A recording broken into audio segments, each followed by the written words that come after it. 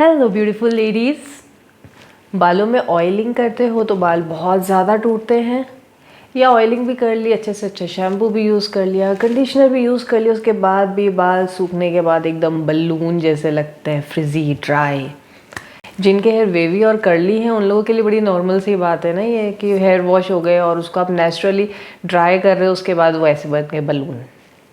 मेरे wavy hair है और मेरे को भी लास्ट ईयर तक ये प्रॉब्लम थी। मेरे बाल धोते मेरे बाल ऐसे बलून जैसे फूल जाते थे। ऑयलिंग करती थी तो बाल इतने टूटते थे कि और उनको देख के और स्ट्रेस होता था और बाल टूटते थे। मतलब कोई लिमिट ही नहीं थी बाल टूटने की। तो इस वीडियो में मैं आपको एक ऐसा प्रोडक्ट बताऊंगी जिसने मेरी हेयर की सारी प्रॉब्लम, ऑलमोस्ट सारी प्रॉब्लम सॉल्व कर दी है। तो इस वीडियो को एंड तक देखिएगा। उससे पहले मेरे चैनल को सब्सक्राइब कीजिएगा और वीडियो पसंद आए तो लाइक ज़रूर कीजिएगा। 2021 तक मैं बहुत एकदम वो थी, रिलीजियस थी अब हेयर ऑयलिंग के लिए। लाइक वीक में 2 बार करनी है तो करनी है। बाल टूट रहे हैं, इतने टूट रहे हैं जिसकी कोई हद नहीं। होममेड ऑयल भी बना दिया, वो करी ऑयल, मेथी ऑयल, आंवला ऑयल, वॉटनॉट ऑयल, और ना कस्टमाइज ऑयल्स भी ले लिए। वो वेदिक्स वगैरह का बड़ा चला था।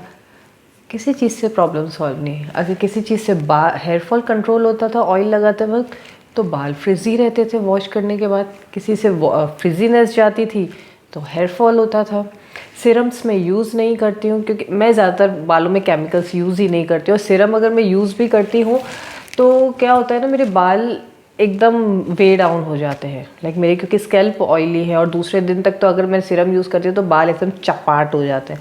इसलिए मैं सिरम यूज़ नहीं करती हूँ। Siram is not for me. तो लास्ट ईयर 2022 जनवरी में ना मैं इतनी ज़्यादा परेशान हो गई थी ना हेयर फॉल से, फ्रिजीनेस से। कुछ भी कर लिया, बाल या तो ऐसे फूले रहते थे या टूटते रहते थे। मैंने ऑयल लगाना ही छोड़ दिया गुस्से में आके। ऑयल से मुझे ज़्यादा स्ट्रेस हो रहा था। तो ना मैंने जनवरी से अगस्त तक मैंने बिल्कुल ऑयल नहीं लगाया अपने बालों में। आप सोचो कि फ्रिजीनेस एकदम पीक पे थी मेरे बालों की, मैंने ऑयल नहीं लगाया। मगर बचपन से ऑयल लगाते हुए आ रहे थे तो वो आदत में तो है ना कि ऑयल तो लगाना है। तो एक दिन क्या हुआ ना, मेरे व्हाट्सएप पे ना एक ब्रांड का मैसेज आया। व्हाट्सएप पे ऐसे रैंडम मैसेजेस आते रहते हैं ना, किसी किसी ने ब्रांड्स के कुछ डिस्काउंट मिल रहा है या इसके अंदर इसके साथ ये फ्री मिल रहा है। ऐसे व्हाट्सएप मैसेज आया मेरे पास कुछ इसका नेट हैबिट्स का। तो मैंने उसकी वेबसाइट ओपन करके देखी व्हाट्सएप से ही, तो वो पूरी ऑयल से भरी हुई थी। मतलब अलग अलग टाइप्स के ऑयल से उसकी वेबसाइट पूरी भरी हुई थी। और वो क्लेम कर रहे थे कि आपके हेयर्स जो है ना, वो उनकी फ्रीजीनेस चली जाएगी, ड्राइनेस चली जाएगी, हेयर फॉल भी ख़त्म हो जाएगा, बाल स्ट्रेट लगेंगे, वेवी हेयर्स अगर हैं तो बालों में स्ट्रेंथ आएगी, और ये वो बहुत सारी चीज़ें क्लेम करी थी। तो मुझे लगा ये तो सारे ऑयल से क्लेम करते। फिर मैंने उसके रिव्यूज़ पढ़े। उसके रिव्यूज़ बहुत पॉजिटिव थे। लाइक सबको बड़ा ना अच्छा रिज़ल्ट मिल रहा था। तो मुझे लगा चलो इतना ट्राई किया है, अभी इतने टाइम से ऑयलिंग नहीं करी है, ट्राई करके देखते हैं ये वाला भी ऑयल। तो मैंने उनकी साइट से ये वाला ऑयल मंगवाया था। ये नेट हैबिट्स का ना हिबिस्कस आंवला ऑयल, ये वाला एकदम ना रेड रेड कलर में है ये। और इसमें अगर आप देखेंगे ना, इसके अंदर हर्ब्स भी हैं। ऑयल के अंदर ही उन्होंने खूब सारे हर्ब्स डाले हैं। तो ये ऑयल जब आया और मैंने यूज़ किया ना अपने बालों में, बाय गॉड मेरे बाल ही नहीं टूटे। मतलब 4 to 5 स्ट्रैंड्स सिर्फ इतने ही टूटे। एंड वाज लाइक कहीं चिपके होंगे शायद, और शायद मैं खींच रही हूँ कि शायद निकलेंगे, क्योंकि ऐसा होता ही नहीं है ना कि ऑयल लगा और बाल नहीं टूटे। मगर नहीं टूटे सच में। 4 to 5 स्ट्रैंड्स के अलावा कुछ बाल ही नहीं टूटे। तो मुझे लगा चलो भाई स्टार्टिंग तो अच्छी है। फिर मैंने अपना हेड वॉश वगैरह किया, कंडीशनर लगाया। मैं बड़ी सरप्राइज़ हो गई कि मैं वैसे भी कंडीशनर लगाती थी, लेकिन मेरे बाल जो है ना वो हमेशा से फूले ही रहते थे। मैं कैसा भी कंडीशनर यूज़ कर लूँ, लेकिन मेरे बाल बहुत ही मैनेजेबल लग रहे थे फर्स्ट वॉश में ही, काफ़ी अच्छे से। और मुझे ना ऐसे फूले फूले भी नहीं थे, बड़ा बाउंस आ रहा था बालों में। तो मुझे लगा कि सच में ये ऑयल की वजह से या कुछ और चीज़ है जो मैं यूज़ कर रही हूँ जिसकी वजह से ऐसा हो रहा है। बट जैसे जैसे मैं इसको रेगुलर यूज़ करती रही ना, तो मुझे पता चला मुझे कंडीशनर की भी ज़रूरत नहीं है।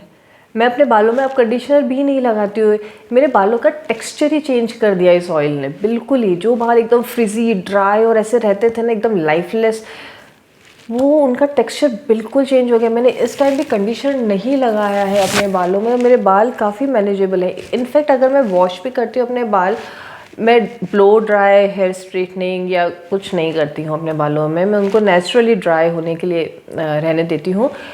तो मैं नेचुरली, मैं बाद में कोम भी करती हूँ ना, मेरे कोम ऐसे आराम से अपने बालों में से निकल जाता है, बिल्कुल बाल टैंगल्ड नहीं होते। तो ये ऑयल तो मतलब बहुत ज़ोरदार ऑयल है। तो अगर आपके वेवी हेयर हैं और आपके फ्रिजी हेयर है ना, इस ऑयल को ज़रूर ट्राई करना चाहिए। इनफैक्ट ये क्लेम करते हैं कि अगर पोस्टमार्टम जो हेयर फॉल होता है, like after delivery hair fall जो होता है, उसमें भी ये हेयर फॉल के लिए बहुत अच्छा काम करते हैं।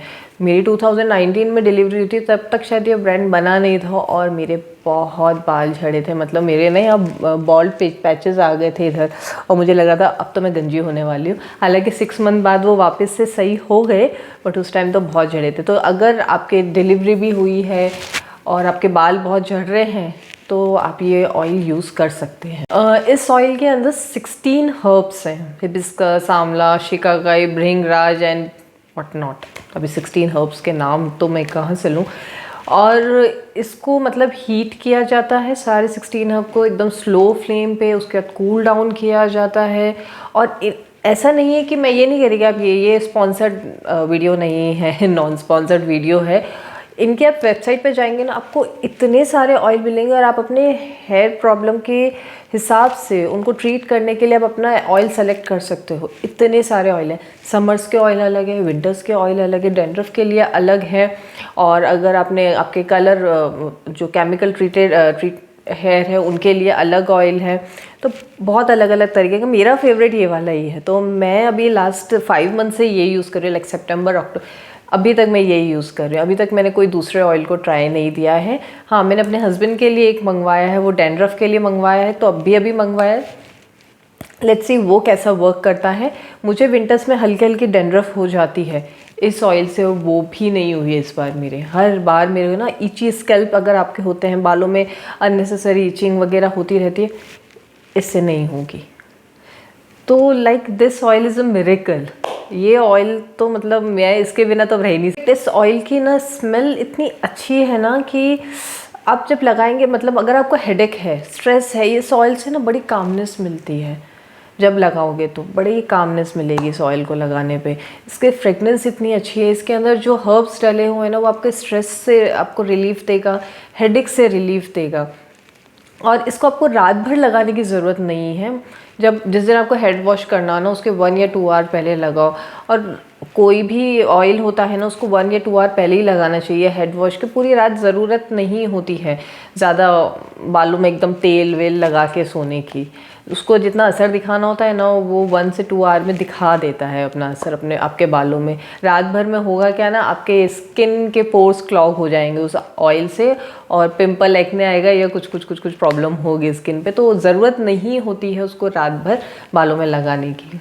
इस ऑयल को आप जब भी लगाएं ना, इसको एक बाउल में डाल के थोड़ा सा वार्म कर लें, हॉट नहीं, वार्म, ल्यूक वार्म, ठीक है। उससे क्या होता है ना, जब आप इस ऑयल को लगाएंगे, ये आपके रूट्स में बहुत इजीली पेनिट्रेट होगा, एब्जॉर्ब हो जाएगा। इसको सर्कुलर मोशन में लगाएं अपने बालों में, लाइक दिस, तो बहुत अच्छा काम करेगा। और आपको ना इतना रिलैक्स फील होगा ना, इसे लगाने के बाद बड़ा ही रिलैक्सिंग सा फील होता है ये ऑयल लगाने के बाद।